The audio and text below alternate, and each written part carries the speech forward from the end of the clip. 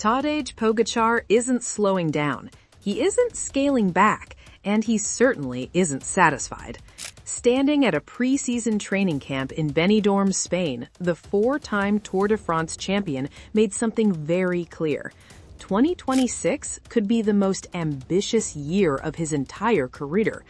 Straight to the point, no hesitation, Pogačar laid out a calendar that reads less like a race schedule and more like a greatest hits tour of professional cycling. Strade Bianchi, Milan-San Remo, Tour of Flanders, Paris-Roubaix, Liège-Bastogne-Liège, Tour de Romandie, and then, of course, the Tour de France, all in one season. For most riders, choosing even two of those would be considered risky. For Pogačar, it's simply the next step. At 27 years old, the Slovenian superstar is no longer racing just to win, he's racing to complete cycling. And then came the line that sent shockwaves through the cycling world. If I could choose between a win at Roubaix or the Tour, Pogačar said, I would choose Roubaix because I have already won the Tour 4 times. That single sentence tells you everything about where Pogačar's mind is right now. He isn't chasing safety. He isn't chasing repeats. He's chasing the impossible. Paris-Roubaix, the hell of the North, is a race that has broken specialists, crushed Grand Tour riders, and humbled legends. Cobbles, chaos, punctures, crashes, mud, and brutality. It's the last place anyone would expect a Tour de France champion to prioritize. And yet, for Pogačar, it represents something far more valuable than another yellow jersey. There's a bigger difference between 0 and 1 than between 4 and 5, he explained.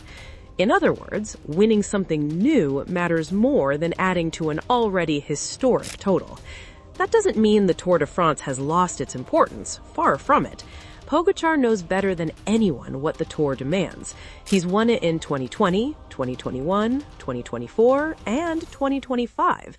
One more victory would place him alongside Merckx, Hinault, Indurain, and Anquetil as a 5-time champion, a level reserved for cycling royalty.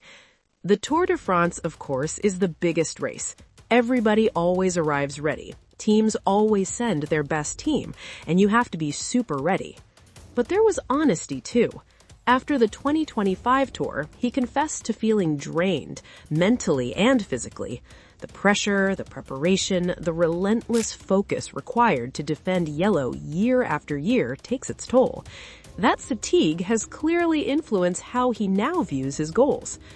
Instead of narrowing his focus, Pogačar is doing the opposite. He's expanding it. Because beyond Roubaix, there's Milan-San Remo, the race that continues to haunt him. The longest monument on the calendar, the easiest to finish, the hardest to win. He's attacked on the Cipressa, he's attacked on the Poggio, he's done everything right except cross the line first.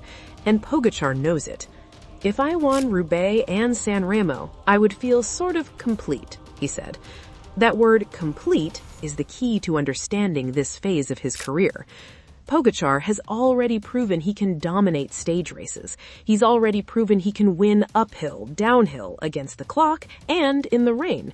What remains are the races that don't bend to strength alone. Races decided by luck, positioning, instinct, and suffering. And yet, even as he speaks about completeness, he immediately admits something else. There's always something else, he said. Like the Vuelta. I haven't won that either. The ambition never really ends. For UAE Team Emirates, this approach is both thrilling and terrifying. Balancing a calendar that includes the cobbles of Roubaix and the mountains of the Tour is a logistical nightmare. Training blocks, recovery windows, equipment choices, everything has to be perfect. One mistake, one mistimed peak, and the entire season can unravel. But if any rider can attempt it, it's Pogačar. And he won't be alone.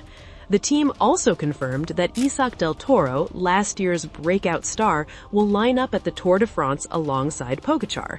The young Mexican shocked the cycling world in 2025 when he nearly won the Giro d'Italia, finishing second after a fearless 3-week performance that announced him as a future Grand Tour contender. For Del Toro, riding the Tour alongside Pogačar is less about leadership and more about learning. The team's idea is for me to learn as much as possible alongside Tadej, whose level I want to reach one day, Del Toro said. And Pogačar didn't shy away from praising him. Maybe he's going to be better than me one day, he said. He has his own way, his own style, and I admire him as a rider and a person. That humility is part of what makes Pogačar so dangerous. He isn't threatened by the future, he welcomes it. He races with joy, curiosity, and an almost reckless hunger for new challenges. So when you look at 2026, you're not just looking at another season, you're looking at a crossroads.